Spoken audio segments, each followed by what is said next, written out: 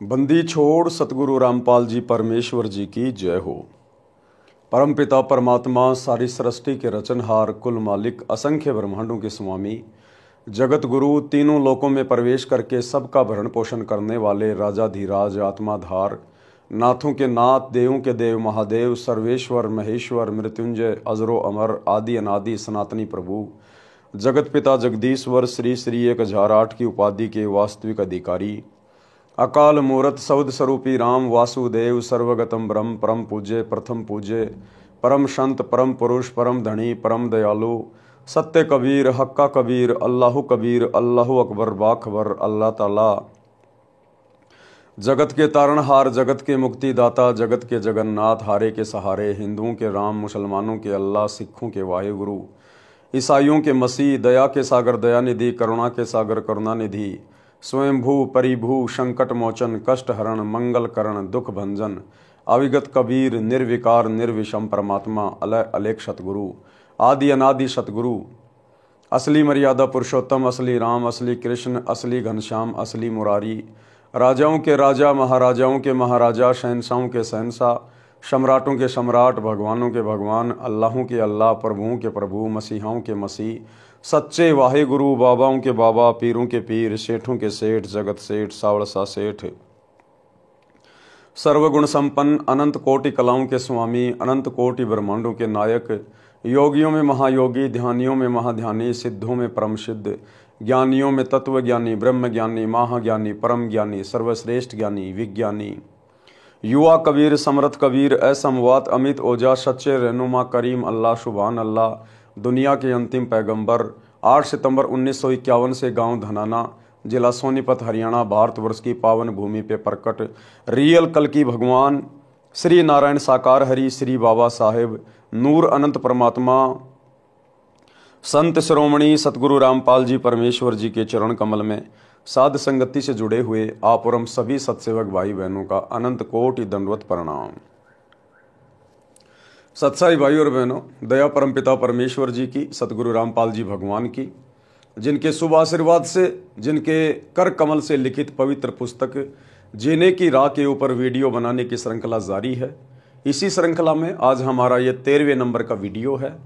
प्रत्येक वीडियो में गुरुदेव भगवान के आशीर्वाद से हमें भक्ति मार्ग से संबंधित बहुत सारी बातें सुनने, देखने और समझने को मिल रही हैं।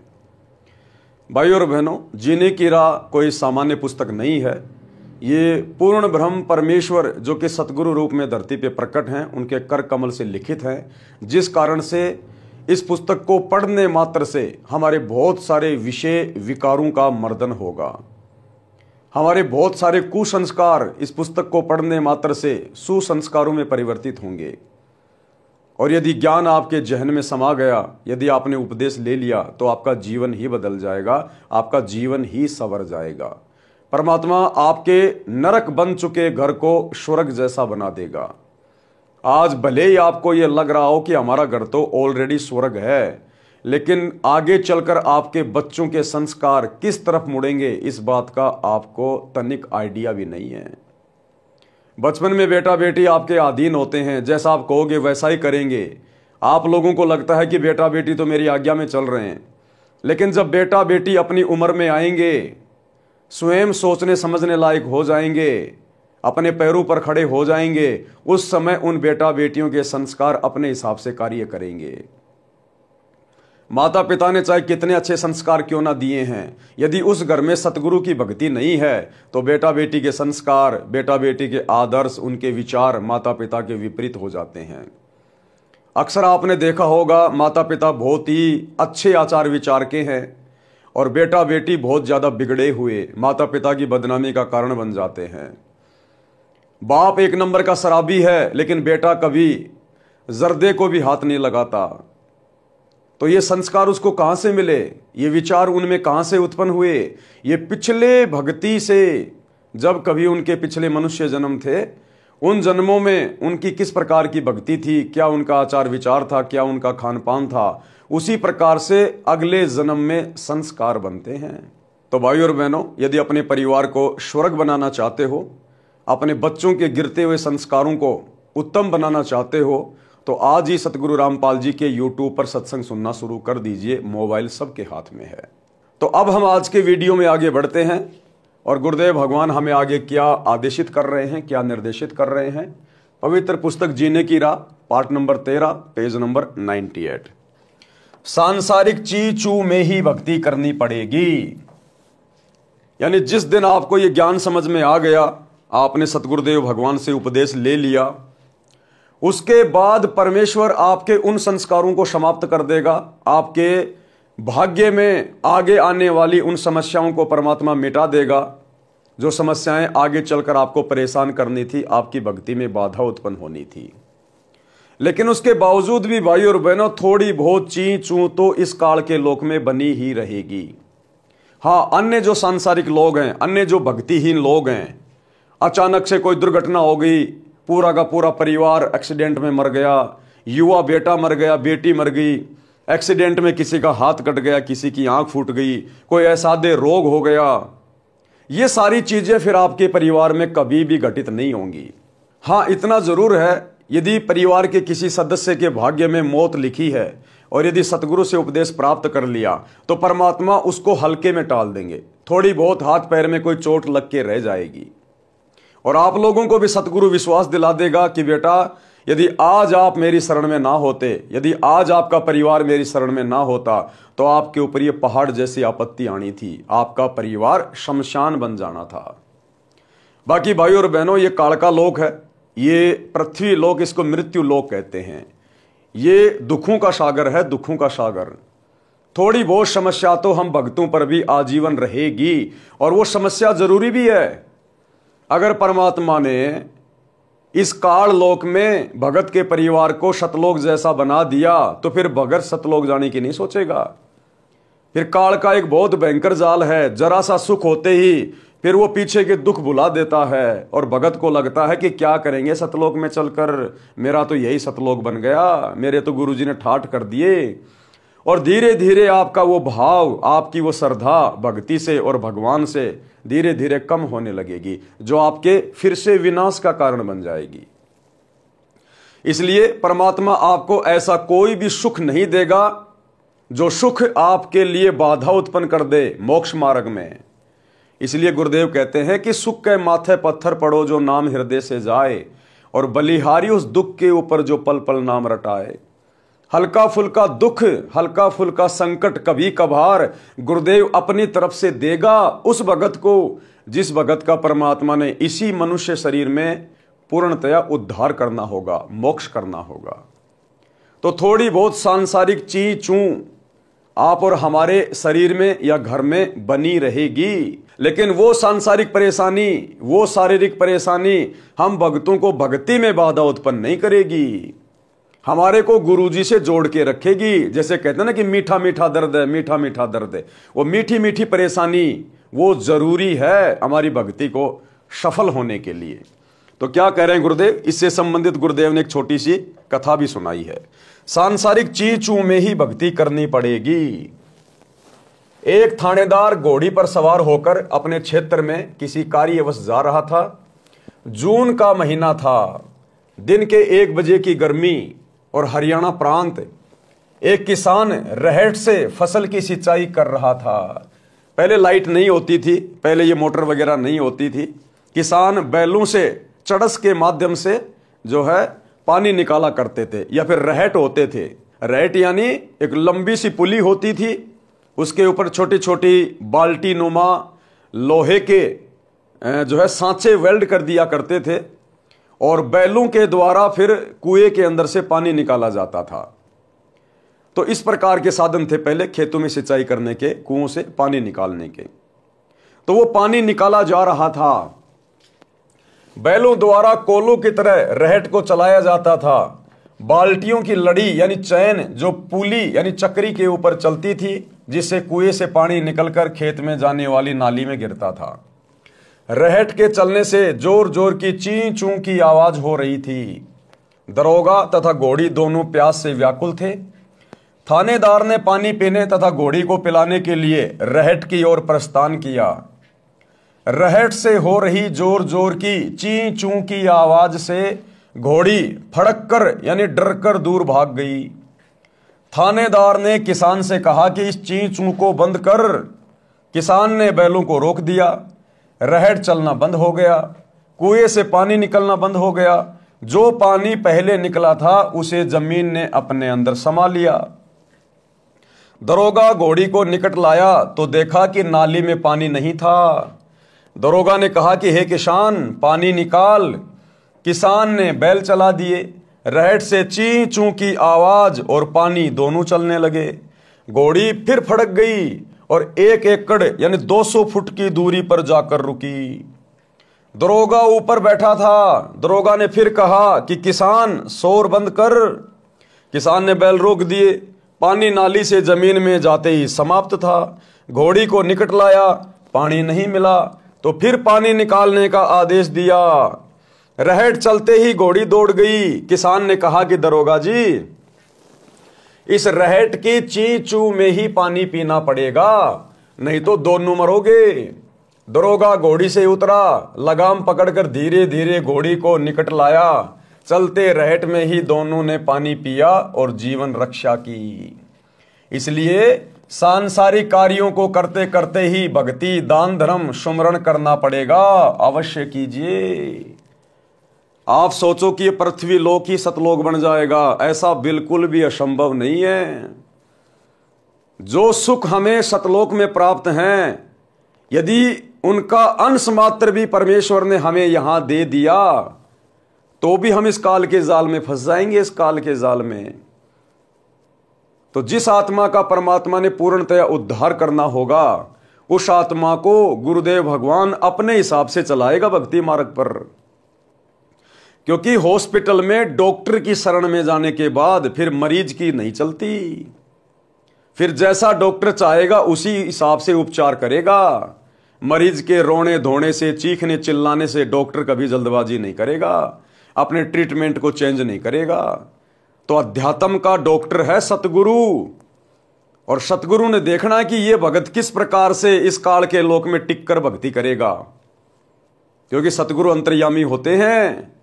इसलिए यदि हमें सतगुरु की शरण प्राप्त हो गई है और यदि फिर भी थोड़ी बहुत कोई सांसारिक ची चू है, घर में कोई सास बहू का हल्का फुल्का झगड़ा है, पति या पत्नी के साथ में नोक झोंक हो जाती है, शरीर में हल्का फुल्का कोई दर्द है, थोड़ी बहुत कोई प्रॉब्लम रहती है, तो ये समझना कि ये गॉड गिवन है। गॉड गिवन ये सतगुरुदेव भगवान अपनी तरफ से देख के रखे हुए हैं ताकि हमारी बुद्धि सेंटर में रहे और हम सतगुरुदेव भगवान को याद करते रहें। उस परेशानी और दुख के डर से, भय से हम ये भक्ति करते रहें। इसलिए भक्ति मार्ग में आने के बाद यदि कोई हल्का फुल्का कष्ट है तो सतगुरु का प्रसाद समझकर आपने भक्ति पर लगे रहना है। अब भक्ति से क्या होगा, आयु तो थोड़ी सी शेष है। बहुत सारे भाई बहन जिनको बुढ़ापे में जाके ये सतज्ञान मिलता है, गुरु जी का सत्संग सुनने को मिलता है, जिनकी 60 साल की, 70 साल की, 80 साल की उम्र हो चुकी है, तो उनके मन में एक डर बैठ जाता है, एक भय बैठ जाता है, एक चिंता हो जाती है कि भाई ज्ञान तो एक नंबर का है, भक्ति तो इसके अलावा और धरती पे नहीं है। हमने तो अपना जीवन बर्बाद ही कर दिया अन्य देवी देवताओं की पूजा पाठ करके, मंदिर में, मस्जिद में, चर्चों में, गुरुद्वारों में धक्के खा के। लेकिन उनको एक चिंता बन जाती है कि अब हमारा क्या बनेगा। पूरी जिंदगी तो हमने वो घिसी पीटी आधे अधूरे भगवानों की भक्ति करी, जिसका कोई लाभ नहीं था, कोई फायदा नहीं था। अब जाके पता चला अब आगे हम क्या भक्ति करें, हमारी तो उम्र ही बहुत थोड़ी बची है, अब आगे हम यह भक्ति कैसे सफल करेंगे। तो उनको चिंता बन जाती है। तो गुरुदेव भगवान समझा रहे हैं एक छोटी सी कहानी के माध्यम से कि आपकी चाहे 90 साल की उम्र क्यों ना है, आपकी मृत्यु चाहे 2 दिन बाद ही क्यों ना है, यदि आपने ये भक्ति स्वीकार कर ली, यदि आपने सतगुरु से उपदेश ले लिया और सतगुरु से उपदेश लेते ही यदि आपका शरीर भी छूट गया, तो भी आप इस भक्ति से वो धन लेके जाओगे, आप वो फायदा उठाओगे जो फायदा 100 वर्ष वो आधे अधूरे भगवानों की भक्ति करते करते भी आप जी नहीं उठा पाए।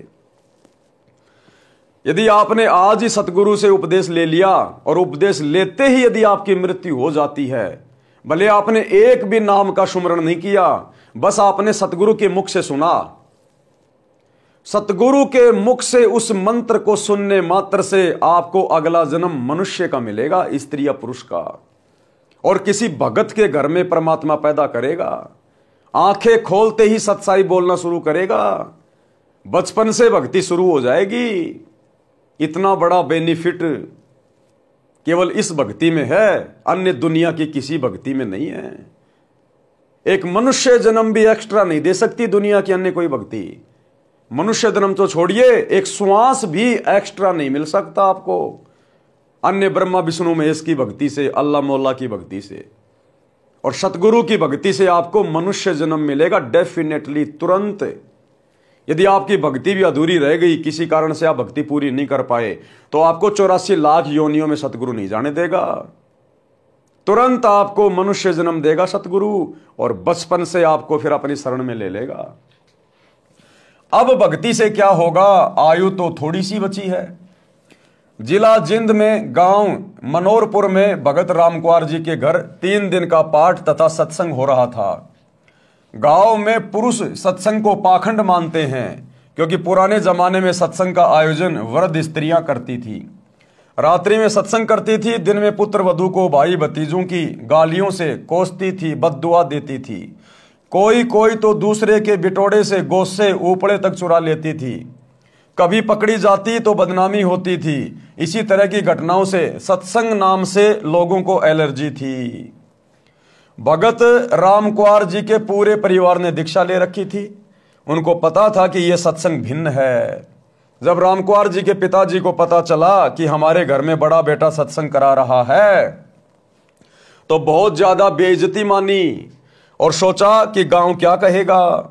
इसलिए वह वृद्ध 3 दिन तक अपने बड़े बेटे के घर पर नहीं आया।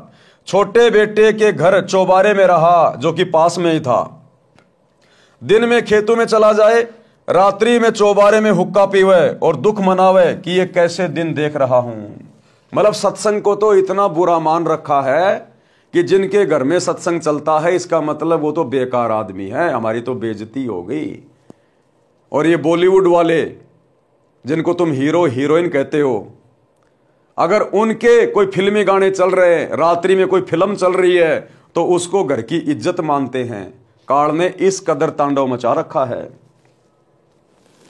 रात्रि में दास यानी लेखक कौन, सतगुरु रामपाल जी भगवान। रात्रि में दास ने सत्संग किया, लाउड स्पीकर लगा रखा था। राम कुंवर के लड़के को पता था कि दादाजी ऊपर चौबारे में हैं। उसने एक स्पीकर का मुंह दादाजी के चौबारे की ओर कर दिया। सत्संग का वचन सुनना वृद्ध की मजबूरी बन गई, क्योंकि छोटे बेटे का घर बराबर में था और ऊपर चौबारे पे बैठा था। अब जब तक सोएगा नहीं तब तक तो गुरुजी के वचन कान में पड़ेंगे। 2 दिन सत्संग सुनकर वो वृद्ध तीसरे दिन पाठ के भोग पर रामकुमार जी के घर आ गया। रामकुमार जी की पत्नी ने बताया कि मैंने सोचा था कि बूढ़ा बात बिगाड़ने आया है। अब उसके बेटे की बहू ने सोचा कि बूढ़ा लड़ाई झगड़ा करेगा और ये तो हमारी इज्जत का ग्राहक बनेगा, गुरुजी को भी ना जाने क्या क्या कहेगा। वो डर गई, महाराज जी को गलत बोलेगा।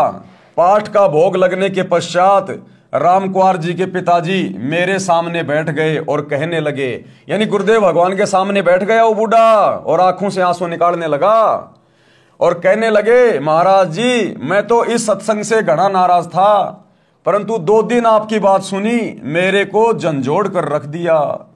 मैंने तो मनुष्य जीवन का पूरा ही नाश कर दिया। यानी मैंने तो केवल 2 के 4 बनाए। अपने बच्चों के लिए दिन रात मेहनत करके बैल की तरह मैंने तो जमीन खरीद दी, मकान बना दिए और मैं तो अपने आप को धन्य समझ रहा था। आज आपके सत्संग से पता चला मैंने तो मेरा जीवन बर्बाद कर लिया, बर्बाद। अरे जिस विशेष कार्य के लिए मेरे को परमात्मा ने मनुष्य जन्म दिया था उसकी तो मैंने शुरुआत भी नहीं की। और मैं तो अपने आप को पोता पोती वाला मान रहा था, अपने आप को कार कोठी वाला मान रहा था कि मेरे सब बेटे शादीशुदा हैं, उनके बच्चे हो गए, सब ने अलग अलग मकान बना लिए।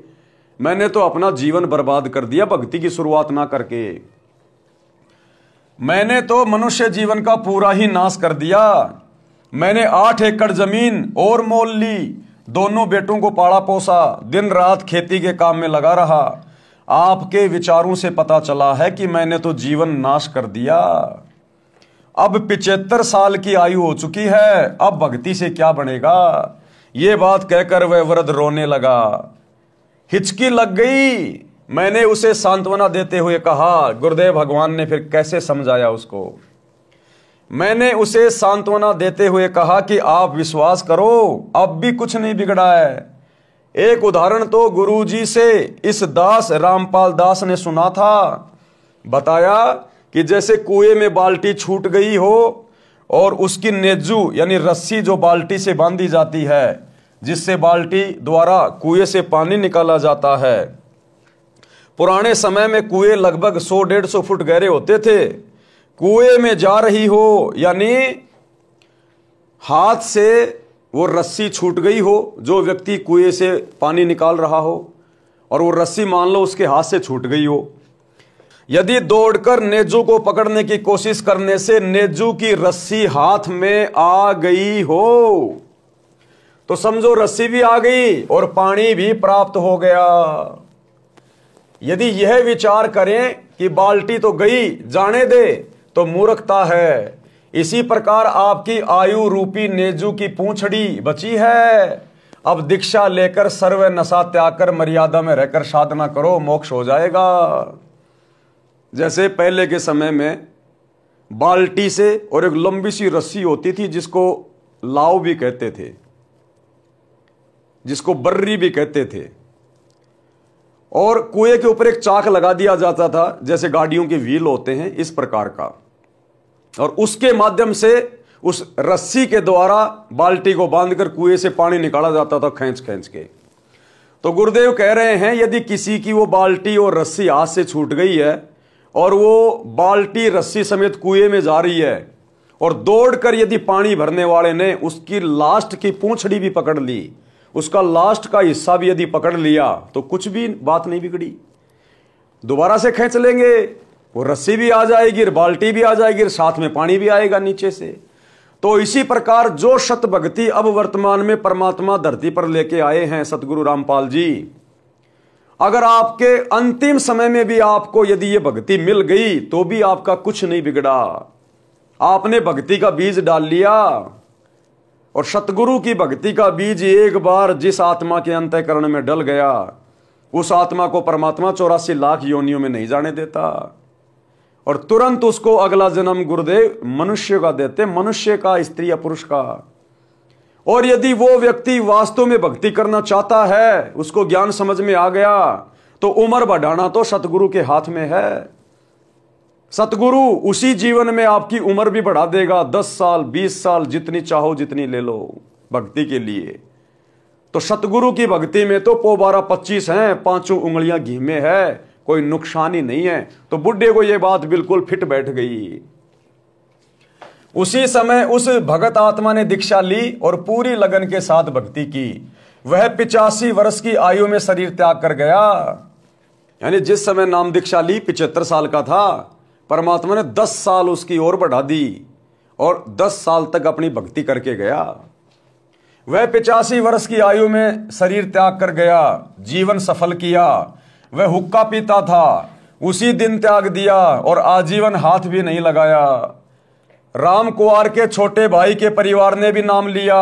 वृद्ध भगत उनको स्वयं लेकर सत्संग आता था, भक्ति करने को कहता था। गांव मनोरपुर के लोग आश्चर्यचकित थे कि इतना हुक्का पीने वाले ने कैसे हुक्का छोड़ दिया, हुक्का पीने वालों के पास भी नहीं बैठता। ठीक इसी प्रकार भाई और बहनों, आप चाहे कितने कुकर्मों में लिप्त हैं, आपने कितने बड़े बड़े कुकर्म कर दिए, अपराध कर दिए, जिस दिन आप ये ज्ञान समझकर अपनी आत्मा के कल्याण के लिए सतगुरु रामपाल जी से उपदेश प्राप्त करते हैं, परमेश्वर आपके तमाम कुकर्मों के ऊपर क्रोश मार देगा, कांटा मार देगा। धर्मराय, चित्रगुप्त आपका कुछ नहीं बिगाड़ सकते, कुछ भी नहीं कर सकते, क्योंकि धर्मराज की बही में, चित्रगुप्त के कागजों में उनको जो भी हिसाब किताब बना के दिया जाता है, यही कबीर परमात्मा सतगुरु रामपाल जी बना के देते हैं। अंतिम लेखनी इनके हाथ में है। भक्ति के ये एडमिन हैं, मास्टर हैं। जैसा ये कहेंगे वैसा ही होगा। इसलिए भक्ति करनी अति आवश्यक है, अनिवार्य है, वरना मनुष्य जन्म धीरे धीरे बर्बादी की ओर जा रहा है। परमात्मा कहते हैं एक के चोट सिधारिया जिन मिलन दा चाह, जिनको वास्तव में परमात्मा की चाहत है, परमात्मा की अच्छी आत्मा है, किसी कारण से उनको ये ज्ञान और नाम नहीं मिल पा रहा था, कहते हैं जब उनको सत्संग सुनने को मिलता है, एक ही सत्संग में उनके कलेजे पे चोट लग जाती है कि हमने करना क्या चाहिए था और इतने दिनों से हम कहाँ बैठे थे, हम क्या कर रहे थे, हमने तो भक्ति की शुरुआत भी नहीं की, अभी तक तो हमारी श्वासें बिल्कुल व्यर्थ में जा रही थी। हरियाणवी कहावत है कि घाम का और ज्ञान का चमका सा लाग गया करे। ज्ञान का और घाम का तो चमका सा होता है। जिस प्रकार किसी को लू लगनी हो, यदि किसी को जेठ के महीने में लू लगनी हो, हेजा होना हो, तो जेठ के महीने में हल्की सी धूप में बाहर निकलते ही वो आदमी बीमार हो जाता है। उसको कहते हैं घाम। घाम यानी धूप लगना। और जिस आदमी को सत्संग समझ में आना होगा, परमात्मा कहते हैं एक झटके में आ जाएगा। एक या दो सत्संग सुनने से ही उसकी आत्मा तड़प जाएगी, उसको चोट लगेगी कि तू क्या कर रहा था, क्या करना चाहिए था। तो कहते हैं ज्ञान का और घाम का तो चमका सा ही होता है। बाकी भाई कितने सत्संग सुनते रहो, फिर वो चिकना घड़ा हो जाता है, फिर वो बात को हल्के में ले लेता है।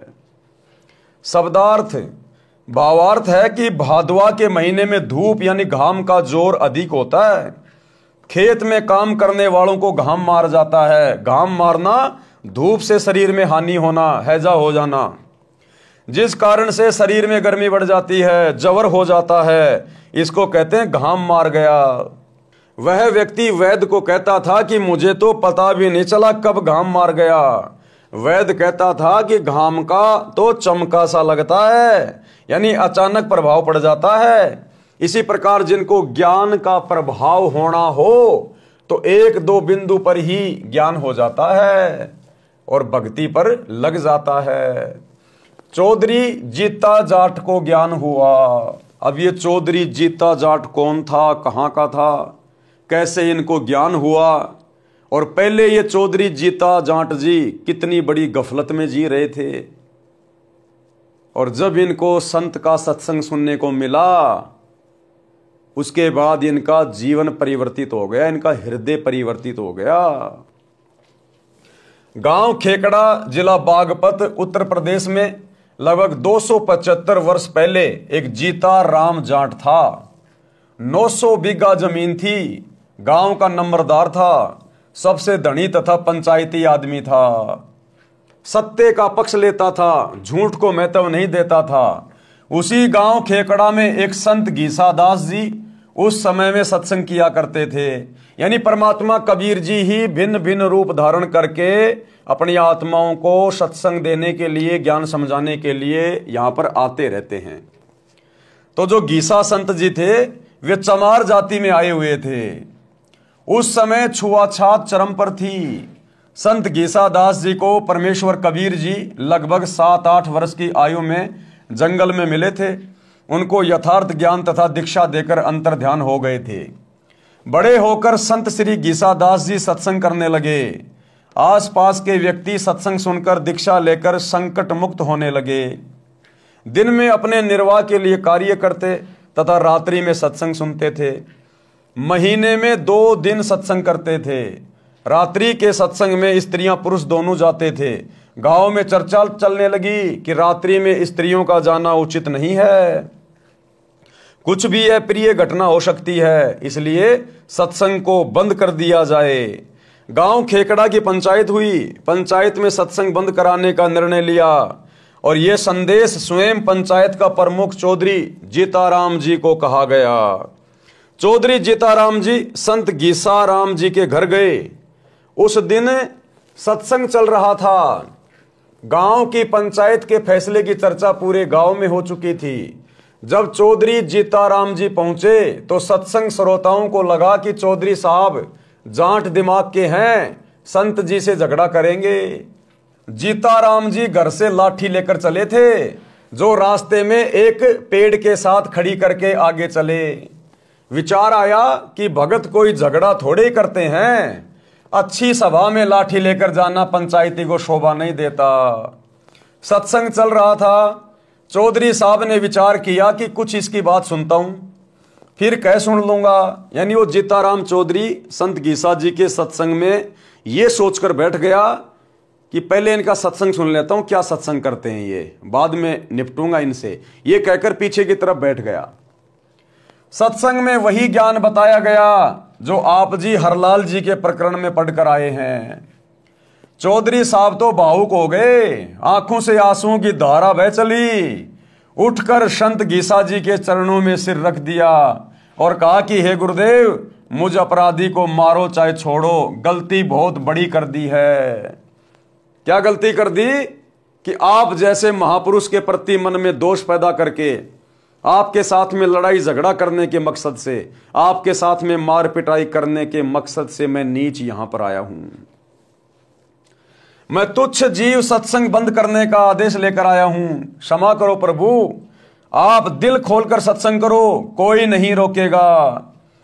संत गीसा जी ने कहा कि चौधरी साहब, जो काम करने आए थे वो कीजिए। जीता जाट फिर रोने लगा और बोला, क्षमा करो, मुझे दीक्षा दो। चौधरी जीताराम जाट जी भगत बन गए, स्वयं भी रात्रि में सत्संग सुनने लगा। गांव खेकड़ा के घर घर में चौधरी साहब जीतराम जाट की संत गीसा राम जी की शरण में जाने की निंदा होने लगी कि भैया चौधरी को भेजा था संत गीसा जी का सत्संग बंद करवाने के लिए और वो तो उसका चेला बन के बैठ गया। तो संत जीता जी की निंदा होने लगी पूरे गांव में कि काहे का चौधरी है, काहे का पंचायती है।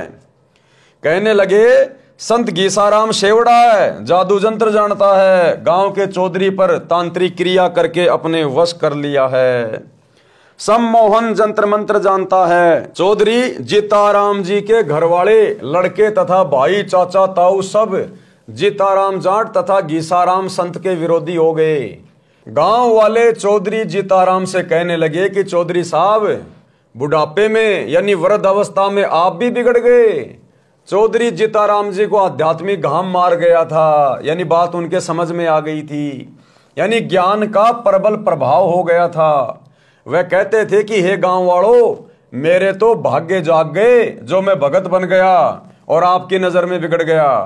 भगवान करे मेरे की तरह तुम सारे बिगड़ जाओ, यानी तुम सारे परमात्मा के सत्संग में आ जाओ। इस प्रकार से तो बिगड़ना भी अच्छा है। जिस सत्संग में आत्मा का कल्याण हो, जीवन जीने का तरीका पता चल जाए, मकसद पता चल जाए, जिसको तुम बिगड़ना कहते हो, ये बिगड़ना तो मुझे बहुत पहले ही चाहिए था, लेकिन मेरा दुर्भाग्य कि मैं पहले नहीं बिगड़ पाया। बिना बिगड़े काम नहीं चलेगा। कुछ दिनों के पश्चात गांव की पंचायत हुई और संत गीसा दास जी तथा भगत जीताराम दास जी को गांव छोड़ने का फरमान सुना दिया। दोनों गुरु शिष्य तुरंत गांव छोड़कर दूर स्थान पर एक गांव में सत्संग करके जनता को समझाने लगे। बहुत से व्यक्ति अनुयायी हो गए। संतों के चले जाने के पश्चात गांव खेकड़ा में अकाल मृत्यु होने लगी। पंचायतियों के घरों में परमात्मा का प्रकोप प्रारंभ हो गया। किसी के चारे में आग लगे, किसी के पशु मरने लगे, किसी के परिवार में प्रेत बोलने लगे, किसी की बेटी विधवा हो गई, किसी को अधरंग की शिकायत। गांव में पशुओं में रोग फैल गया। गांव के कुछ व्यक्ति किसी पूछा करने वाले के पास गांव में हो रहे उपद्रव का कारण जानने के लिए गए। अब जैसे ही दोनों संतों को गांव वालों ने पंचायत करके गांव से बाहर निकला दिया, वो चले गए, क्योंकि भगत किसी के साथ लड़ते नहीं, झगड़ते नहीं, वो तो अपने भगवान के ऊपर विश्वास करके चलते हैं। तो दोनों गुरु चेला गांव छोड़कर किसी दूसरे गांव में चले गए। भाई 2 टाइम की रोटी परमात्मा ने देनी है, संतों ने अपना सत्संग करना है, वही उनका बिजनेस होता है, वही उनका कार्य होता है। अब पीछे से गांव की दुर्दशा हो गई, दुर्दशा। किसी का पशु मर रहा है, किसी के घर में कोई अकाल मृत्यु हो रही है, किसी के चारे में आग लग रही है, तरह तरह से गांव वालों की दुर्गति होनी शुरू हो गई। उन्होंने किसी से पूछा, कोई बूझा वाजा निकलाने वाले से, किसी ज्योतिष वातिश से, तो उसने कह दिया भैया तुमने संतों को दुखी कर रखा है, और जब तक वो संत वापस इस गांव में नहीं आएंगे, तुम्हारे सीधे दिन नहीं आएंगे, तुम्हारा सही समय नहीं आएगा, ऐसे दुर्गति रहेगी, बल्कि और ज्यादा बढ़ चढ़ के तुम्हें संकटों का सामना करना पड़ेगा। अंत में सभी गांव वाले इकट्ठे होके और संत गीसा जी के चरणों में अपनी वो पगड़ी रख देते हैं। कि भगवान गलती हो गई, मारो या छोड़ो, दया करो हम पे। भाई और बहनों, सोचने की बात है, जिस समय कबीर परमात्मा संत गीसादास जी की भूमिका निभा रहे थे, उस समय वे पूर्ण संत के रूप में नहीं थे। ज्ञान तो उनके पास वही था, समाधान तो वही था, लेकिन वो आगे किसी को देना नहीं था, केवल आत्माओं को वर्तमान भक्ति युग तक चार्ज करना था। आज सतगुरु रामपाल जी परमेश्वर, ये कबीर परमात्मा फुल टू फुल फॉर्म में हैं। आज भक्ति युग है और गुरुदेव इस भक्ति का, मोक्ष का पूर्ण कोर्स लेकर आए हैं। 2014 बरवाला कांड, आने वाला समय युग परिवर्तन का 2028। दुनिया ने आपत्ति मोल ले ली, आपत्ति मोल। सेम टू सेम यही सिचुएशन आने वाले 3 से 4 वर्षों में अकेले भारत की नहीं, पूरी दुनिया की होने जा रही है। जो तांडव आप लोगों ने आज से पहले कभी नहीं देखा होगा, अब आपको देखने को मिलेगा। जगह जगह सूखा पड़ेगा, अकाल, अतिवृष्टि, अनावृष्टि, ओलावृष्टि, युद्ध होगा, महायुद्ध होगा, जगह जगह महामारियां आएंगी, भूकंप आएंगे। दुनिया पूरी तरह से संकट की गोद में आएगी, संकट की गोद में। लोग सोच नहीं पाएंगे ये हो क्या गया, अचानक से देश दुनिया को क्या हो गया। लेकिन उसका कारण क्या होगा? सन 2014 बरवाला कांड। परम संत जो हिसार की जेल में बैठे हुए हैं, संतों के साथ में बदतमीजी, संतों के साथ में ऐसा दुर्व्यवहार प्रशासन का, जनता का। आने वाले समय में ये जनता नाक रगड़ रगड़ के अपनी इन गलतियों के लिए माफी मांगेगी, नाक रगड़ रगड़ के। और जैसा कि दास बहुत पहले आप लोगों को बता चुका है, आने वाले समय में इस देश को बचाने के लिए देश के शीर्ष नेता सतगुरु रामपाल जी के पैर पकड़ कर लेके आएंगे, पैर पकड़ कर। जैसे कि मीराबाई को उस राणा ने अपनी नगरी से निकाल दिया था। मीराबाई दुखी होकर वृंदावन में चली गई थी, पीछे से उस राणा की नगरी में अकाल पड़ा, भयंकर दुर्भिक्ष। पता चला, किसी ज्योतिष ने बताया कि आपने किसी संत को दुखी कर रखा है, जब तक वो संत वापस नहीं आएगा तेरी नगरी में ठीक ठाक नहीं होगा कुछ भी। पता चला कि मीरा थी वो संत जिसको नगरी से बाहर निकाल दिया गया था। इसी प्रकार ज्योतिष ने गांव वालों को बताया कि आपने किसी संत को दुखी कर रखा है, जब तक वो संत वापस नहीं आएंगे आपके गांव में, आप लोग इसी प्रकार से परेशानियों में रहोगे। तो आने वाले समय में भाई और बहनों, युग परिवर्तन 2028। अभी दुनिया को 2 टाइम की रोटी बड़े मजे से मिल रही है, काम धंधा बड़े अच्छे से चल रहा है, इसलिए आवास नहीं हो रहा। लेकिन ज्ञान से इंसान को आगे का पता चलता है। भविष्यवाणियां पहले से हो चुकी हैं, और भविष्यवाणियां हो ना हो, परम संत के साथ में, परम संत स्वयं परमात्मा होता है जो सतगुरु रूप में धरती पे आकर प्रकट होकर ज्ञान देता है, लीला करता है। उनके साथ में ऐसा दुर्व्यवहार इस देश ने और देश की जनता ने अपने पैर के ऊपर कुल्हाड़ी मारी है। ठीक वही लीला, वही घटनाएं फिर से वर्तमान में दोहराई जाएंगी 2028 के आसपास। गांव के कुछ व्यक्ति किसी पूछा करने वाले के पास गांव में हो रहे उपद्रव का कारण जानने के लिए गए। बूझा वाले ने बताया कि आपके गांव में 2 संत भगत रहते थे, वे गांव से चले गए हैं, वे वापस आएंगे तो गांव बसेगा, अन्यथा उजड़ जाएगा। उन व्यक्तियों ने गांव में आकर पंचायत करके सब बात बताई। गांव के गणमान्य व्यक्ति संत भगत को वापस लाने के लिए उस गांव में गए। भगत जीता दास ने गुरुजी गीसा दास जी से कहा कि लगता है गुरुदेव यहां से भी निकलवाने गांव वाले आ गए हैं, देखो वे आ रहे हैं। संत गीसा दास जी बोले, रख लो चद्दर कंधे पर, चलते बनेंगे। इतने में गांव के चौधरी निकट आ गए और अपने अपने सिर के साफे यानी खंडवे, वो पगड़ी संत गीसा व भगत जीता जी के चरणों में रख दिए।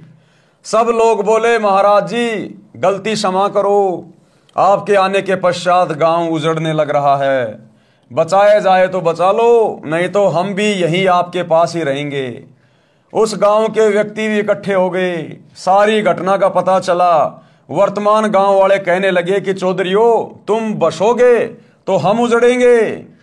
जब से ये दो देवता गांव में आए हैं, गांव में किसी की तू तू मैं भी नहीं हुई। 2 बार बारिश हो चुकी है, देखो फसल लहरा रही है। खेकड़ा वालों ने विशेष विनय की तो दोनों महापुरुषों ने लौटने की हाँ कर दी और वर्तमान गांव वालों से कहा कि हम समय समय पर आते रहेंगे। प्रत्येक पूर्णमासी को आप खेकड़ा आया कीजिए, परमात्मा कबीर जी सब ठीक रखेंगे। दोनों महापुरुषों के आते ही पूरे गांव में पूर्ण शांति हो गई। पशुधन स्वस्थ हो गया। अगले दिन भारी बारिश हो गई। किसान लोग फूले नहीं समा रहे थे। 36 बिरादरी खुश थी। सब उपद्रव बंद हो गए। आज तक उस गांव में संत गीसा दास जी तथा भगत जीता दास जी के नाम के मेले लगते हैं। संत गरीबदास जी ने कहा है कि गरीब जिस मंडल साधु नहीं, नदी नहीं गुंजार, तज हंसा वो देशड़ा जहां यम की मोटी मार। अर्थात जिस क्षेत्र में महात्मा गुरुजन नहीं होते और नदी आसपास न बह रही हो, हे भगत उस देश को त्याग दे, वहां काल की भयंकर प्रताड़ना है। लेकिन भाई और बहनों, हम जितने भी भगत भाई बहन हैं, जहां जहां भी रह रहे हैं, यदि हमारे आसपास कोई नदी वगैरह नहीं है, यदि आसपास में कोई संत नहीं है, तो हमने डरने की जरूरत नहीं है। हमने उस जगह को छोड़ने की या त्यागने की जरूरत नहीं है। आज तो हम खुद भगत हो गए। आज तो गुरुदेव ने हमारे को खुद को संत बना दिया।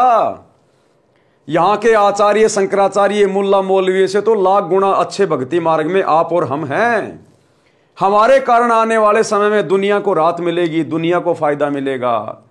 और नदी वदी की जरूरत नहीं है। आजकल जमीन खोद के ट्यूबवेल वगैरह लगा के आजकल पानी निकालने के बहुत सारे स्रोत हैं। और भगत यदि रेगिस्तान में बैठ के भी सत भक्ति करेगा, परमात्मा वहां भी बारिश से ढेर लगा देगा पानी का। इसलिए आप और हम भक्तों ने ऐसे कोई चिंता करने की आवश्यकता नहीं है।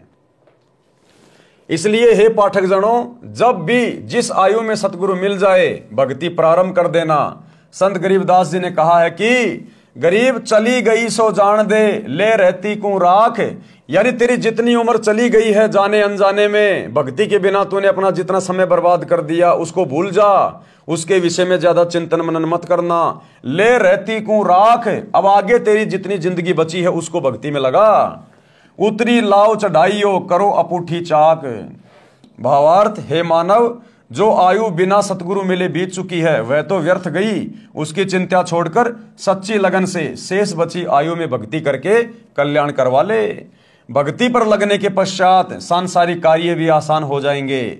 जैसे कुएं से पानी निकालते समय नेजू यानी बाल्टी से बंधी रस्सी चक्कर से उतर जाती तो बाल्टी को खींचना कठिन हो जाता था। नेजू यानी रस्सी को फिर से चक्कर पर चढ़ाकर बाल्टी खींचना बहुत आसान हो जाता है। सतगुरु के शरण में आने से पहले लाव यानी रस्सी चक्कर से उतरी हुई के समान पानी निकालना कठिन हो रहा था। उसी प्रकार सब कार्य कठिनता से बन रहे थे। भक्ति शुरू करते ही कार्य आसानी से बनने लगे। जैसे रस्सी चक्कर पर चढ़ने के पश्चात पानी आसानी से निकलता है। ये विचार नहीं करना चाहिए कि अब तो आयु कम रहती है, अब क्या भक्ति करेंगे। जब भी सत्संग से ज्ञान हो जाए उसी आयु में दृढ़ता व लगन से भक्ति पर लग जाना चाहिए। भावार्थ, जो आयु चली गई उसकी चिंता छोड़कर शेष की रक्षा करो, यानी भक्ति दान सेवा में लगा दो। जैसे पुराने समय में कुएं से खेती की सिंचाई के लिए चमड़े की चड़स प्रयोग होती थी, जिसमें 2-3 क्विंटल पानी भर जाता था। उसको काठ की चक्री के ऊपर लाव यानी मोटी रस्सी चढ़ाकर बांध कर खींचते थे। यदि लाव चक्री से उतर जाती थी, फिसल जाती थी, तो उसे खींचना कठिन हो जाता था। उसको जैसे तैसे पुनः चक्री पर चढ़ाया जाता था, जिससे चड़स को बाहर निकालना आसान हो जाता था, जो उससे लाभ लेने का यथार्थ तरीका है। इसलिए हे मानव, यदि गुरु शरण नहीं ली तो आपकी लाव उतरी पड़ी है। जीवन का प्रत्येक कार्य मुसीबत बना खड़ा है। उस जीवन की लाव को पुनः चक्री पर चढ़ा लो, यानी अपने आप को सतगुरु की शरण में ले आओ। सतगुरु रामपाल जी भगवान के सत्संग सुन के उनके शरण में आ जाओ। अपनी लाव को चक्री पे चढ़ा लो, फिर चलाओ, आसान हो जाएगा। यानी गुरुजी की शरण लेकर अपने जीवन की राह को आसान बनाओ। उसके लिए भाई और बहनों, आप भाई बहनों के लिए गुरुदेव भगवान ने बहुत ज़्यादा मेहनत करके अपने कीमती समय में से कुछ समय निकालकर ये पवित्र पुस्तकें लिखी हैं। दिन रात गुरुदेव भगवान परमार्थ के लिए निस्वार्थ भाव से सत्संग कर रहे हैं, आप और हम आत्माओं को जगाने के लिए। देखो, हम भी आप जैसे ही थे। हमारी सतगुरु रामपाल जी से कोई यारी दोस्ती रिश्तेदारी नहीं थी, हम तो जानते भी नहीं थे। ये हरियाणा के, हम कहीं के, ये किस जाति में आए, हम किस जाति में आए, हमारा कोई लेना देना नहीं। लेकिन हमने भी इनके सत्संग सुने, मोबाइल पे, टीवी पे, पुस्तकें पढ़ी, तो पता चला कि हम तो अपना जीवन बर्बाद कर रहे हैं बिना सतगुरु की सच्ची भक्ति के। और हम तुरंत ज्ञान को समझकर गुरुदेव की शरण में आ गए। तो इसी प्रकार भाई और बहनों, परमात्मा के सत्संग किसी विशेष के लिए नहीं होते हैं। परमात्मा तो सर्व मानव शरीरधारी स्त्री पुरुषों के लिए ज्ञान देते हैं। जो अधिकारी आत्मा होगी, जिसने अपने मनुष्य जीवन को सफल करना होगा, गधे कुत्ते सूअर की 84 लाख वाली योनियों में जाने से बचना होगा। और इस जन्म में यहां रहते सहते जब तक उसकी उम्र है, यदि उसने प्राकृतिक आपदाओं से, शारीरिक परेशानियों से या अन्य काम धंधे की मुश्किलों से बचना है, तो भाई सतगुरु की शरण अति शीघ्र ग्रहण कर लेनी चाहिए। अन्यथा आने वाला समय युग परिवर्तन का है, वैसे भी बहुत बुरी बीतने वाली है। वैश्या का उद्धार किस प्रकार से गुरुदेव भगवान ने, जब ये 650 साल पहले बनारस के काशी शहर में आए कबीर दास नाम से, तो किस प्रकार से गुरुदेव भगवान ने एक वैश्या का उद्धार किया। कैसे उस वैश्या ने गुरुदेव के सत्संग सुने और किस प्रकार उस वैश्या को अपने उन कुकर्मों से आत्मग्लानि हुई और सतगुरु की शरण में आकर उसने अपने जीवन को धन्य किया। यानी परमात्मा वैश्या का भी उद्धार कर देते हैं। यानी गंदे से गंदे कर्म करने वाला, घटिया से घटिया कर्म करने वाला भी यदि ज्ञान को समझकर सतगुरु की शरण में आ जाए और सतगुरु के बताए अनुसार भक्ति करना शुरू कर दे, तो गुरुदेव ऐसे पतित पावन का भी उद्धार कर देते हैं। तो सतगुरु ऐसे पतितों का भी उद्धार कर देते हैं। सत्संग सुनने से जीवन सुधर जाता है। परमेश्वर कबीर जी रात्रि में घर घर में सत्संग करते थे, दिन में अपने निर्वाह के लिए सब श्रोता तथा कबीर जी कार्य करते थे। 650 साल पहले परमात्मा खुद जुलाहे का कार्य किया करते थे, कपड़े बुनने का कार्य किया करते थे। तो दिन में अपना कार्य करते थे और ज्यादातर रात्रि में सत्संग किया करते थे, क्योंकि रात्रि में सब फ्री होते थे। एक रात्रि में सत्संग चल रहा था। थोड़ी दूरी पर काशी शहर की प्रसिद्ध वेश्या चंपाकली का आलीशान मकान था। उस रात्रि में वेश्या को ग्राहकों का टोटा था, जिस कारण से इंतजार में जाग रही थी। उसको परमात्मा कबीर जी के मुख कमल से प्रिय अमृतवाणी सुनाई दी। सत्संग में बताया गया कि मानव यानी स्त्री या पुरुष का जीवन बड़े पुण्यों से प्राप्त होता है। जो स्त्री पुरुष भक्ति नहीं करते, दान सेवा नहीं करते, वे परमात्मा के चोर हैं। गीता अध्याय 3 श्लोक 12 में भी कहा है कि जो व्यक्ति परमात्मा से प्राप्त धन का कुछ अंश दान धर्म में लगाए बिना ही पेट भरता रहता है, वह तो परमात्मा का चोर ही है। जो मानव चोरी, डकैती, ठगी, वैश्यागमन करते हैं, वे महापराधी हैं। जो स्त्रियां वैश्या का धंधा करती हैं, वे भी महापराधी हैं। परमात्मा के दरबार में उनको कठिन दंड दिया जाएगा। मानव जीवन शुभ कर्म करने तथा भक्ति करने के लिए प्राप्त होता है। अब वो बेटी, वो बहन वहां बैठकर अपने घर की छत पे और रात्रि के समय शांत माहौल में सत्संग सुन रही थी। और परमात्मा ने बताया, कबीर चोरी जारी वैश्यावर्ती कभू न करियो कोई, पुण्य पाई नर देही ओछी ठोर न खोई। शब्दार्थ, हे मानव, चोरी जारी यानी पर स्त्री गमन, वैश्यावर्ती यानी पर पुरुषों से धन के लोभ में स्त्री का संभोग करना कोई भी ना करना। ये मानव शरीर स्त्री या पुरुष का बहुत पुण्य से प्राप्त हुआ है। इससे पाप कार्यों को करके गलत स्थान पर जाकर नष्ट मत कर, शुभ कर्म कर, गुरु धारण करके अपना कल्याण करवाओ। मानव शरीर प्राप्त प्राणी को चाहिए कि सर्वप्रथम पूर्ण गुरु की शरण में जाकर दीक्षा प्राप्त करे। आधे अधूरे गुरुओं की शरण में जाने से, भक्ति करने से, दान धर्म करने से आपकी आत्मा का कल्याण नहीं हो सकता। आपके प्रारब्ध में, आपके भाग्य में जो संकट आने हैं वो नहीं कट सकते। ये कार्य केवल परम संत कर सकता है, दूसरा धरती पे कोई नहीं कर सकता। मानव शरीर प्राप्त प्राणी को चाहिए कि सर्वप्रथम पूर्ण गुरु की शरण में जाकर दीक्षा प्राप्त करे, और एक समय में पृथ्वी पर केवल एक ही पूर्ण गुरु होता है।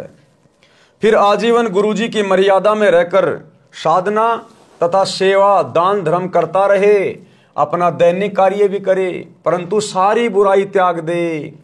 यानी बुराइयों से मतलब है किसी भी प्रकार का नशा ना करे, मांस वगैरह ना खाए, कोई जीव हत्या ना करे, अन्य किसी भी देवी देवता की पूजा पाठ ना करे, किसी भी मंदिर में, मस्जिद में, चर्च में, गुरुद्वारे में भक्ति के भाव से ना जाए कि यहां पर भगवान बैठा होगा और मुझे कुछ लाभ हो जाएगा।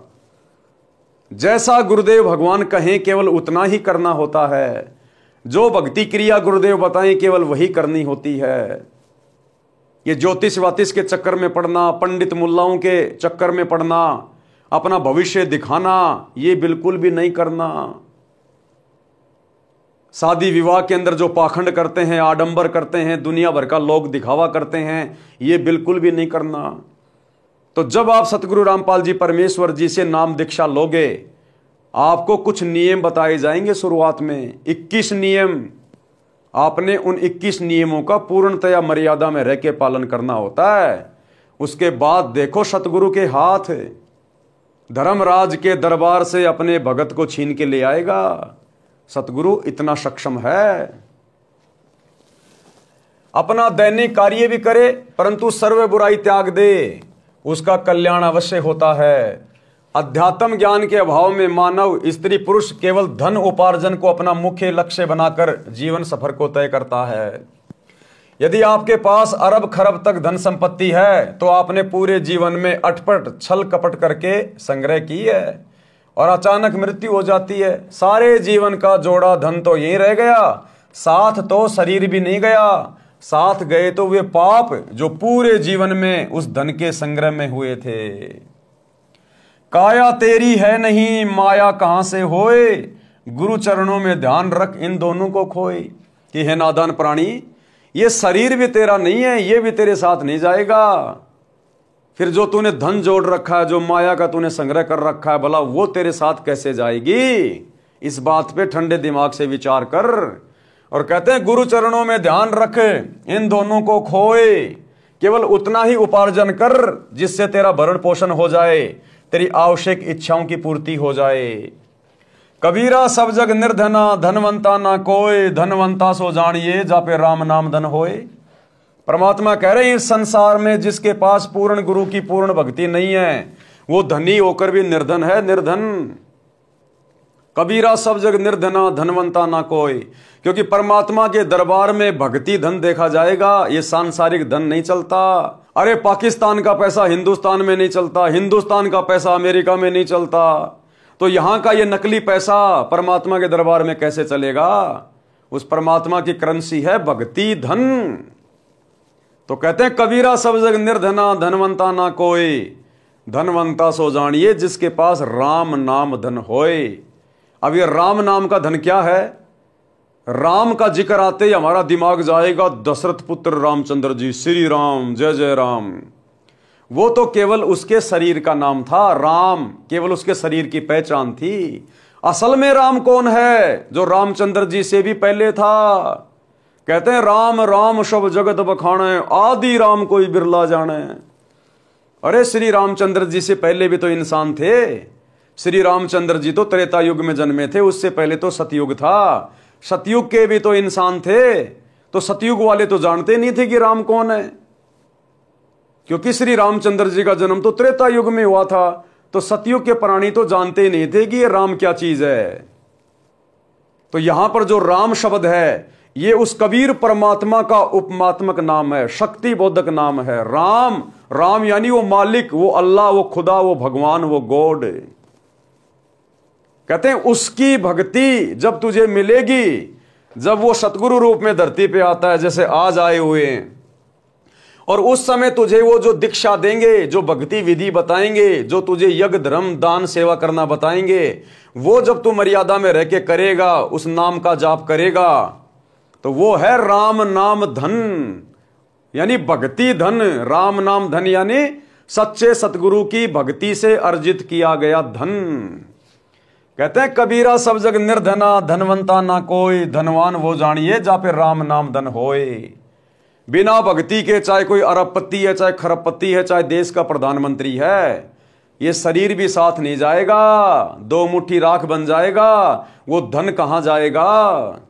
वो परमात्मा के दरबार में मुंह लटका के खड़ा होगा, अपने कर्मों का हिसाब करवा रहा होगा, और अगली योनि के इंतजार में गधा बनूंगा या कुत्ता बनूंगा। वहां तो केवल भक्ति रूपी धन देखा जाता है। भावार्थ, जिस काया को यानी शरीर को रोग मुक्त कराने के लिए मानव अपनी संपत्ति को भी बेचकर उपचार कराता है, कहा है कि काया भी आपके साथ नहीं जाएगी, माया की तो बात ही क्या है। पूर्ण गुरुजी से दीक्षा लेकर दिन रात्रि भक्ति कर, गुरुजी के बताए ज्ञान को आधार बनाकर, ज्ञान को आधार बनाकर जीवन की राह पर चल, काया तथा माया से मोह हटाकर भक्ति धन संग्रह कर। हे मानव, मानव का पिछला इतिहास देख ले। सर्व सोने की लंका थी, रावण से रणधीरम, यानी रावण जिसकी पूरी लंका, जिसके पूरे महल सोने से बने हुए थे, और एक नंबर का बलवान था, पावरफुल था, शक्तिशाली था, रिद्धि और सिद्धियां थी उसके पास में। सर्व सोने की लंका थी, रावण से रणधीरम, एक पलक में राज नष्ट हुआ, जम के पड़े जंजीरम। बिना सच्चे सतगुरु की भक्ति के, बिना सच्चे सतगुरु की शरण के, वो रावण जिसकी पूरी लंका सोने की थी, एक पलक में राज विराजे, एक पलक में वो राज्यहीन हो गया।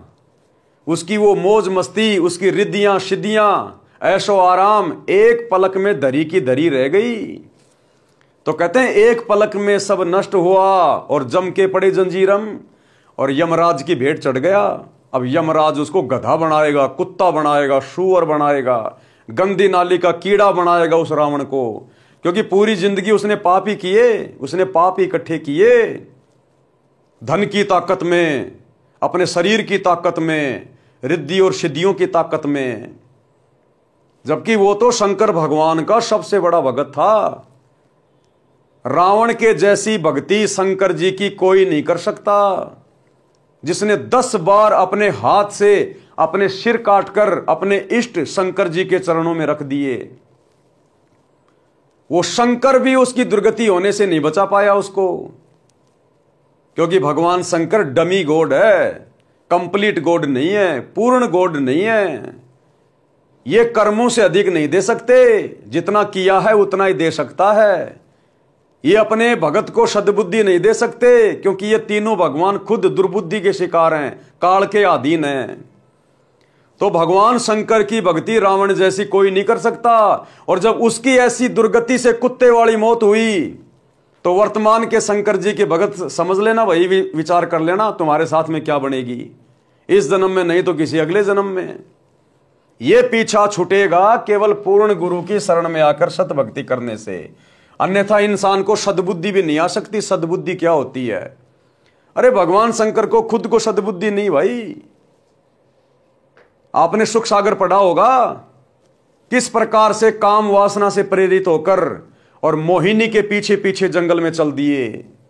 भगवान शंकर का वीर्यपात हो गया, इतने काम वासना में आरूढ़ हो गए।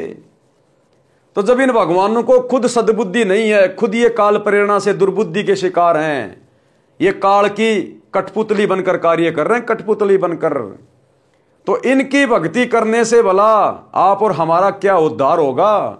आप और हमारे संस्कार कैसे परिवर्तित हो सकते हैं? आप और हम कैसे मोक्ष प्राप्त कर सकते हैं? जबकि आज के लोगों के पास तो श्री शंकर जी की भक्ति की विधि भी नहीं है। अरे रावण तो विधि विधान से भक्ति करता था, डायरेक्ट जाके शंकर जी से मिलके आता था। आज के लोगों के पास तो सिवाय शंकर भगवान के नाम पर सुल्फा पीने के अलावा बम बम बम बम करने के अलावा नाम भी बिगाड़ दिया शंकर जी का, बम बम बम बम। अब बम तो फटेगा भैया, बम को जब आग लगेगी तो बम तो फटेगा, और फटेगा तो नुकसान ही करेगा। तो वर्तमान में तो धरती पर काल उपासना करने वालों के पास में श्री शंकर जी, श्री ब्रह्मा जी, श्री विष्णु जी की यथार्थ भक्ति भी नहीं है। तो सोचिए आम प्राणियों का क्या होगा जब रावण की ऐसी दुर्गति हुई, कुत्ते वाली मौत को प्राप्त हुआ और फिर 84 लाख योनियों में गया, कहीं गधा कुत्ता सुअर बन के घूम रहा होगा। इसलिए आज मौका है, अगर आपको ब्रह्मा विष्णु महेश तक की भी सही साधना करनी है और यहीं पर आपको गधा कुत्ता सुअर बनना है, तो भी आपको सतगुरु रामपाल जी से उपदेश लेना पड़ेगा, क्योंकि वर्तमान में इनके अलावा पृथ्वी पर ना तो कोई 3 लोक की भक्ति देने का अधिकारी है और ना कोई शतलोक की भक्ति देने का अधिकारी है। तो गुरुदेव कहते हैं सर्वे सोने की लंका थी, रावण से रणधीरम, एक पलक में राज नष्ट हुआ, जम के पड़े जंजीरम। गरीब भक्ति बिना क्या होत है, भ्रम रहा संसार, रति कंचन पाया नहीं रावण चलती बार। कि बिना भक्ति के ये पूरी दुनिया भ्रमणा में भटक रही है। वो रावण, उसके जैसी भक्ति तुम नहीं कर सकते। कहते हैं जाते समय मरते समय एक रति भर भी सोना लेके नहीं जा सका। तो फिर आजकल के युवा लड़के युवा लड़कियां बिना ज्ञान के हैं 5,000 रुपए का चांदी का ब्रासलेट बना लिया, दिन में 3 बार हला ला के दिखाएंगे दुनिया को। छोटी मोटी 1,000-2,000 की कोई कानों में पहन ली, या बहुत बड़ा कोई धनवान होगा तो आजकल जैसे सोशल मीडिया पे देखते हैं हम, 2-4 किलो सोना अपने गले में सर्पों की तरह लटका के घूमते रहते हैं, दिखाते रहते हैं। कहते हैं रावण की बिल्डिंग, रावण का महल 48 किलोमीटर ऊंचा था, 48 किलोमीटर ऊंचा। वो एक रत्ती भर भी नहीं लेके जा सका, पूरा का पूरा सोने का था वो, पूरा का पूरा सोने का। अब मन में शंका पैदा हो जाएगी, रावण का महल 48 किलोमीटर लंबा कैसे हो सकता है? भैया सतयुग में 100 से 150 फुट के व्यक्ति थे, 100 से लेकर 150 फुट के व्यक्ति। और आज आप सब देख रहे हैं दुनिया की सबसे ऊंची बिल्डिंग कहां है? आप सब बता दोगे, दुबई में है। क्या नाम है? बुर्ज खलीफा नाम है। कितनी ऊंची है? 1 किलोमीटर ऊंची है, 1 किलोमीटर ऊंची। और आज आदमी की हाइट कितनी है? एवरेज हाइट लेके चलते हैं 5.5 फुट। आज इंसान की हाइट है 5.5 फुट, और बिल्डिंग कितनी ऊंची बना दी आज? 1 किलोमीटर ऊंची। तो रावण की हाइट थी 150 फुट उस समय सतयुग में, सभी की 100 फुट 150 फुट। तो उनकी हाइट के हिसाब से 48 किलोमीटर की बिल्डिंग कोई ज्यादा ऊंची है क्या? जब आज का 5 फुट का इंसान और 1 किलोमीटर लंबी बिल्डिंग बना सकता है, तो 150 फुट के इंसान 48 किलोमीटर ऊंची बिल्डिंग बनाना उनके लिए कोई बड़ी बात नहीं है। और उस समय तो वैसे भी भक्ति की शक्ति से सारे काम होते थे, सिद्धियों से सारे काम होते थे, सिद्धियों से। आजकल हम लोग विज्ञान का सहारा लेके लिफ्ट लगा के ऊपर जाते हैं, रावण अपनी सिद्धि शक्ति से जाता था उड़ के। जिस प्रकार रावण ने 33 करोड़ देवी देवताओं के ऊपर हमला किया, अपनी पूरी राक्षस सेना को अपनी सिद्धि शक्ति से आसमान में उड़ा के लेके गया। तो भैया जब आपको ये सत्संग सुनने को मिलेंगे सतगुरु रामपाल जी के, तब आपको पीछे का इतिहास भी याद आएगा, आपको पता चलेगा। आजकल बस हम अपने आसपास किसी को 5 फुट का, 6 फुट का, ज्यादा ज्यादा कोई 7 फुट का एक आधा, हम सोच लेते हैं ओ हो दुनिया का सबसे लंबा आदमी। रावण के पैर की जूती भी बड़ी थी आज के 8 फुट के इंसान से। रावण के पैर की जूती की लंबाई भी आज के 10 फुट के इंसान से बड़ी थी। तो भैया भक्ति इतिहास को हम लोग भूल चुके हैं। सतगुरु रामपाल जी के सत्संग सुनना शुरू कर दीजिए। दाना दाना गिन रखा गुरुदेव ने, प्रमाणित हुआ भाई नहीं, प्रमाणित। तो कहते हैं आज के इंसान के पास तो है ही क्या, हद मार के किसी के पास में 2 किलो होगा, 3 किलो होगा। रावण की तो 48 किलोमीटर ऊंची बिल्डिंग पूरी सोने की थी, और वो सुई की नोक जितना भी मरने के बाद साथ नहीं लेकर जा सका। तुम किसके भरोसे बैठे हो? अगर वास्तव में कोई भक्ति धन है, असली कोई सोना है, असली चांदी है, तो सतगुरु रामपाल जी की भक्ति है, यही धन हमारे साथ जाएगा। भावार्थ, संत गरीबदास जी ने भी इसी बात का समर्थन किया है कि भक्ति बिना जीव को कोई लाभ नहीं होता। माया जोड़ने के लिए आजीवन भटकता रहता है। श्रीलंका के राजा रावण के पास अनंत धन, सोना आदि था, परंतु संसार त्याग कर जाते समय 1 ग्राम सोना भी साथ नहीं ले जा सका। सत भक्ति सत्य पुरुष की न करने से यमदूतों के द्वारा बेल यानी हथकड़ी बांधकर ऊपर यमराज के पास ले जाया गया, नरक में डाला गया। इसलिए हे मानव, अशुभ कर्मों से डर, सत्य भक्ति गुरु धारण करके कर, तब तेरा पीछा छूटेगा। नहीं तो दुर्गति दुर्गति है, यहां भी और शरीर छूटने के बाद ऊपर भी। शंका समाधान करते हुए परमेश्वर कबीर जी ने सत्संग में बताया कि आध्यात्मिक ज्ञान के न होने के कारण अच्छे व्यक्तियों से भी पाप हुए। जब उन्होंने सत्संग सुना तो सर्व अपराध त्याग कर भक्ति करके अपना कल्याण कराया है। परमात्मा कबीर जी ने बताया कि मेरे पास साधना के वे यथार्थ मंत्र हैं जो सर्व पापों को नष्ट कर देते हैं। यानी वो गणिका, वो वैश्या बहन जो अपने घर की छत पे बैठ के सत्संग सुन रही थी, परमात्मा उसी आत्मा को टारगेट कर रहे थे, क्योंकि मालिक जानी जान है, अंतर्यामी है, किस आत्मा को किस समय और किस तरह से अपने शरण में लेना है। तो परमेश्वर उस आत्मा को टारगेट करके सत्संग सुना रहे थे। तो क्या बोले परमात्मा कि परमात्मा कबीर जी ने बताया कि मेरे पास साधना के यथार्थ यानी सच्चे मंत्र हैं जो सभी पापों को नष्ट कर देते हैं और पुण्य बच जाते हैं। जैसे वर्तमान में वैज्ञानिकों ने ऐसी औषधि खोजी है जो खेती में डालने से घास व खरपतवार को नष्ट कर देती है, फसल सुरक्षित रहती है, ये मंत्र मैं अपने लोक से लेकर आया हूं। क्या कहा परमात्मा ने, कबीर जी ने, जो 650 साल पहले सतगुरु रूप में आए थे, कि भक्ति के ये सतमंत्र मैं अपने लोक यानी सतलोक से लेके आया हूं। सोहम शब्द हम जग में लाए, सार शब्द हम गुप्त छुपाए। सोहम नाम का जो मंत्र है, ये मंत्र यहां इस पृथ्वी पर किसी भी धर्मशास्त्र में आपको लिखा हुआ नहीं मिलेगा, सिवाय कबीर परमात्मा के। और कबीर परमात्मा से परिचित जितने भी संत हुए हैं, उसके बाद उन्होंने अपने जो ग्रंथ लिखे हैं, जैसे आदरणीय नानक जी जो कबीर जी के शिष्य थे, नानक जी के ग्रंथ में आपको सोम शब्द का जिक्र मिलेगा।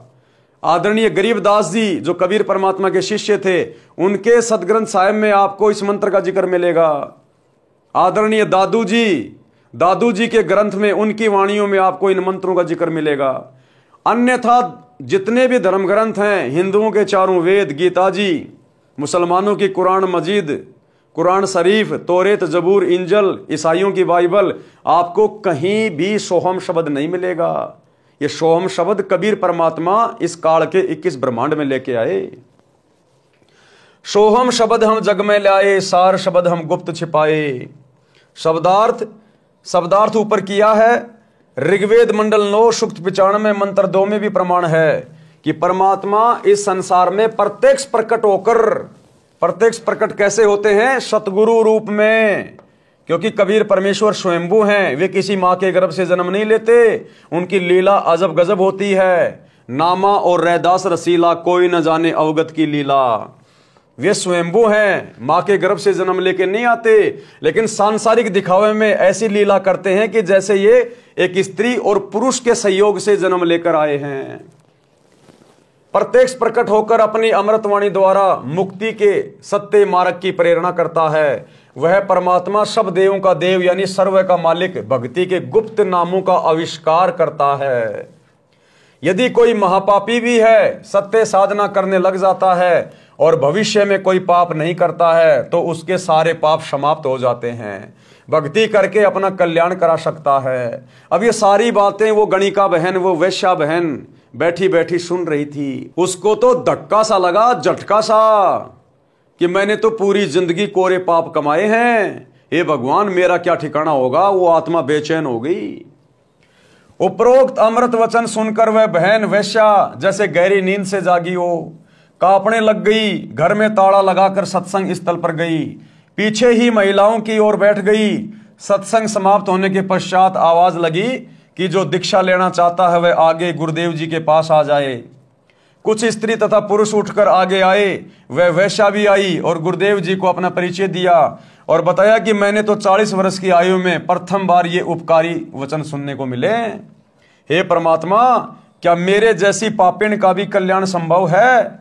वैसे तो आप जी ने सर्व समाधान सत्संग में बता दिया, परंतु जब अपने घृणित जीवन की ओर झांकती हूं तो गलानी होती है तथा विश्वास नहीं हो रहा है कि मेरे जैसे अपराधी को क्षमा कर दिया जाएगा। परमेश्वर कबीर जी ने कहा कि कबीर, जब ही सतनाम हृदय धरो भयो पाप को नाश, और जैसे चिंगारी अग्नि की पड़े पुराने घास। भावार्थ, जैसे करोड़ों टन सूखे घास का ढेर लगाओ, यदि उसमें एक तिल्ली माचिस की जलाकर डाल दी जाए तो उस घास को राख बना देती है, फिर हवा चलेगी जो उस राख को भी उड़ाकर ले जाएगी। काम तमाम हुआ। इसी प्रकार करोड़ों जन्मों के भी पाप क्यों ना हो, मेरे सच्चे मंत्र का जाप उसे जलाकर राख कर देगा। भविष्य में कोई गलती न करना, आत्म कल्याण हो जाएगा। आज वर्तमान में भाई और बहनों, हमारा सौभाग्य धरती पर वही कबीर परमात्मा सतगुरु रूप में प्रकट है। इसीलिए इनकी शरण में आने के बाद स्त्री या पुरुष, ये जीवात्मा सुखी हो जाती है। उसके बिगड़ते बिगड़ते काम सुधरने लगते हैं। घर में जो आपत्तियां थी, जो बीमारियां थी, जो परेशानियां थी, सब स्वस्थ होने लगते हैं। क्यों? क्योंकि ये वो परमात्मा है, वो समर शक्ति है। इनसे उपदेश लेने के बाद हमारे जन्म जन्मांतरों के जो पाप कर्म है, कितनी बार हम जो है वो कसाई बन के जीव हत्या कर चुके हैं, अरबों खरबों जीवों को हम काट चुके हैं, मार चुके हैं, जिनका पहाड़ जैसा पाप कर्म बनता है। ना जाने हम कितने जन्मों में अपराधी रहे, डकैत रहे, चोर रहे, हम लोग ने वैश्यागमन किया, पता नहीं क्या क्या कुकर्म किए होते हैं। उन सभी पाप कर्मों को परमात्मा जलाकर भस्म कर देता है जब हम इनकी शरण में आ जाते हैं। हमें परमात्मा उन तमाम कुकर्मों से मुक्त कर देता है, जिस कारण से वो पाप कर्मों का वजन एकदम से हल्का हो जाता है। और आगे गुरुदेव सत्संग करके, पुस्तकें लिख के हमें ऐसा ज्ञान दे देते हैं, उस ज्ञान को सुनने के बाद हमें फिर कुकर्मों से डर लगने लगता है। हमें अपना भविष्य दिखाई देने लगता है कि अगर ये कुकर्म किया तो सतगुरु नाराज हो जाएगा, और सतगुरु नाराज हो गया तो फिर मुझे दंड भोगना पड़ेगा। बड़ी मुश्किल से तो बात बनी है, आगे कर्म नहीं बिगाड़ूंगा। तो आगे वो आत्मा ज्ञान समझकर, सतगुरु से डरकर, आत्म कल्याण के प्रति चिंतित होकर कोई भी ऐसा कुकर्म नहीं करेगा, नहीं करेगी, जिससे उसके कर्म बिगड़े, वो पाप का भागी बने। और पिछले सारे पाप कर्म सतगुरु अपनी समर्थता से, अपने आशीर्वाद से सूखे घास की तरह जलाकर भस्म कर देता है, जिस कारण महादुखी व्यक्ति भी तुरंत राहत प्राप्त करने लगता है। इसलिए भाइयों और बहनों, सतगुरु रामपाल जी परमेश्वर जी की शरण में आकर अपनी आत्मा का कल्याण करवाना अति आवश्यक है। ये मौका हमें फिर नहीं मिलेगा। यदि एक बार सतगुरु रामपाल जी भगवान के पावन चरण कमल इस पृथ्वी से चले गए, यानी जिस रूप में आज गुरुदेव भगवान धरती पे प्रकट हैं, जिस दिन अपनी लीला पूरी करके और अपने निज लोक सतलोक चले जाएंगे, उसके बाद भाई और बहनों फिर पाप कटने की उम्मीद मत करना किसी भी प्रकार की। या फिर सतगुरु के रहते सहते यदि हमारी टिकट कट गई, हमारी मृत्यु हो गई, हम चल बसे, तो फिर भी हमारे हाथ में कुछ नहीं लगेगा, फिर हम सीधे 84 लाख योनियों में जाएंगे। तो वर्तमान में गुरुदेव धरती पे प्रकट है, आप और हमारे को मनुष्य जन्म प्राप्त है। इससे अच्छा मौका भला और कब मिलेगा, क्या मिलेगा। इसलिए भाई और बहनों, आज मौका है, गुरुदेव भगवान धरती पे प्रकट हैं। ये गोल्डन चांस है, गोल्डन चांस। चारों युगों में केवल यही वो समय है जब आत्माएं अपना आत्म कल्याण करवा पाती हैं। सतयुग में भक्ति तो इंसान करता है, लेकिन यह सत भक्ति नसीब नहीं होती। द्वापर और त्रेता में भी इंसान भक्ति करता है, लेकिन यह सच्चे सतगुरु वाली भक्ति नसीब नहीं होती। और यदि हम सतगुरु की बात को सुन भी लेते हैं, मान भी लेते हैं, तो हमें सुख इतने होते हैं उन युगों में, हमारे पुण्यों के कारण हम सतगुरु की भक्ति को सीरियस नहीं लेते, जिस कारण से भी हमारा मोक्ष नहीं हो पाता। अब आ गया चौथा युग, कलयुग। हमारे जितने भी वो पुण्य कर्म थे हमने खा लिए, खर्च कर लिए, राजा महाराजा बन के, सेठ बन के। अब ये चौथा युग आ गया, कलयुग। हमारे पुण्य समाप्त, अब बच गए पाप कर्म। पाप कर्म से आएंगे दुख, परेशानियां, आपत्तियां। तब ये आत्मा रोती है, फिर ये जाती है मंदिर में, मस्जिद में, मेलों में, संतों के पास में। और काल ने जगह जगह नकली संत बैठा रखे, नकली संत ठग बैठा रखे, पाखंडी, शास्त्र विरुद्ध साधना बताने वाले लाखों, और एकमात्र सच्चे परमात्मा की सत भक्ति बताने वाले एकमात्र सतगुरु रामपाल जी भगवान। तो भाई इनकी शरण में वही आ पाएगा जो पूर्व जन्मों का संस्कारी होगा। परमात्मा कहते हैं सकल पदार्थ है जग माही, कर्म हीन नर पावत नाई, भाग्य बिना नर पावत नाई। तो भाई अरबों खरबों की जनसंख्या में से कोई भाग्यवान आत्मा होगी जो सतगुरु के सत्संग सुनकर इनकी शरण में आकर और इस काल के भयंकर जाल से अपना पीछा छुड़वाएगी। तो वर्तमान में मौका है, आपको मनुष्य जन्म प्राप्त है और सतगुरु धरती पर प्रकट है सत भक्ति लेकर। भयंकर दाव है, भयंकर दाव। ये कोई योग या संयोग नहीं है। वर्तमान में आप जितने भी भाई बहन हैं पृथ्वी पर, स्त्री या पुरुष जितने भी हैं, 7 अरब या 8 अरब, ये बड़े सौभाग्य से मनुष्य जन्म प्राप्त हुआ है। सभी आत्माओं के पुण्य बहुत भयंकर हैं, तभी तो सतगुरु के समकालीन आप और हमारे को जन्म मिला है। नहीं तो हमारे दादा परदादा चले गए, उनके दादा परदादा चले गए, सतगुरु के दर्शन भी नहीं कर पाए। और आज तो गुरुदेव भगवान ने ऐसी दया कर दी आप और हमारे ऊपर, घर बैठे अपने सत्संग भेज दिए। जेब से मोबाइल निकालो, यूट्यूब पे जाके सर्च करो, सत्संग सतगुरु रामपाल जी भगवान, सृष्टि रचना सतगुरु रामपाल जी भगवान। और ये दुनिया भर के फालतू के वीडियो, रील्स वगैरह, शॉर्ट वीडियो वगैरह, एंटरटेनमेंट के वीडियो वगैरह, फालतू की अश्लील फिल्में, ये दुनिया भर के ये उल्टे कुकर्म जो करते हो ना, जो केवल तुम्हारे कर्म ही बिगाड़ सकते हैं। थोड़ा थोड़ा समय निकाल के सतगुरु के सत्संग सुनना शुरू कर दो। परमात्मा धरती पे आया हुआ है, परमात्मा। ये बातें उस समय तुम्हारे दिल में घर करेंगे जब एक बार सत्संग सुनना शुरू करोगे। ज्ञान से ही ज्ञान होता है, ज्ञान से ही ज्ञान। आंखें मलते रह जाओगे फिर अगर ज्ञान समझ में आ गया तो कि ये भगवान कहां अंधेरे में सो रहे थे।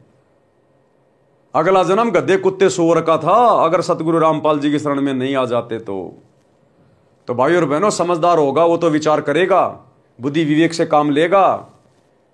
जिस चिंतन मनन के लिए, सोचने विचारने के लिए परमात्मा ने हमें ये बुद्धि दी है, ये मनुष्य जन्म दिया है, जानवरों से अधिक हमारे को ये बुद्धि दी है, वो तो इस बुद्धि का सदुपयोग करेगा गुरुदेव के सत्संग सुन के।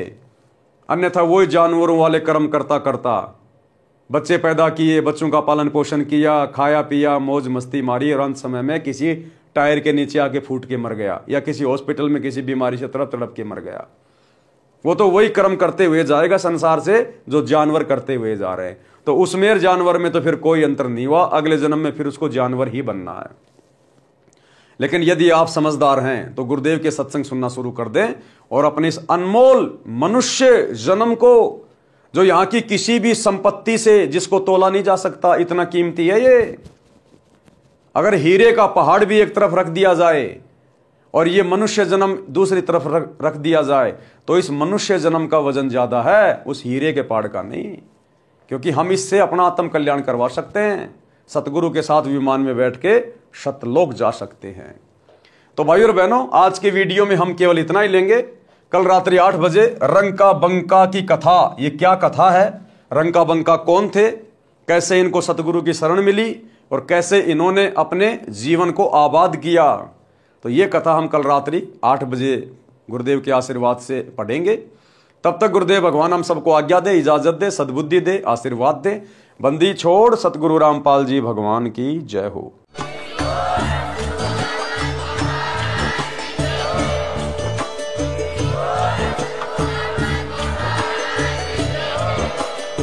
भाई जो गुरु बचन पे डट गे, कट गे फंद 84 के, कट गे फंद 84 के, कट गे फंद 84 के। भाई जो गुरु बचन पे डट गे, कट गे फंद 84 के, कट